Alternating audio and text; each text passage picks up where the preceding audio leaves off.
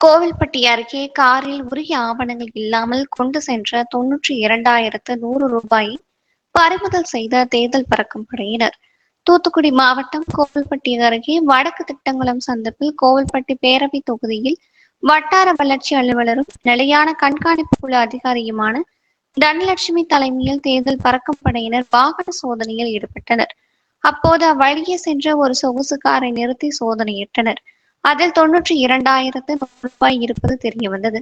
விசாரணையில் அவர் தப்பாத்தியை சேர்ந்த பால்பாண்டி என தெரியவந்தது.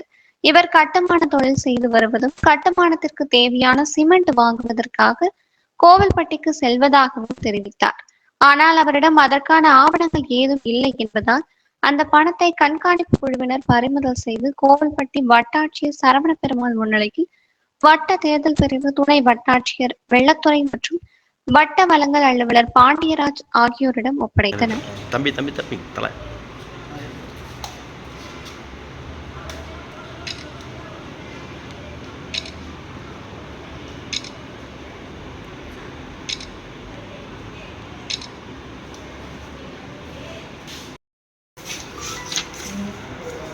ஆச்சு யாரா போடலாம் மூணு போடணுமா மூணு பிரச்சனை யார் போடாமல்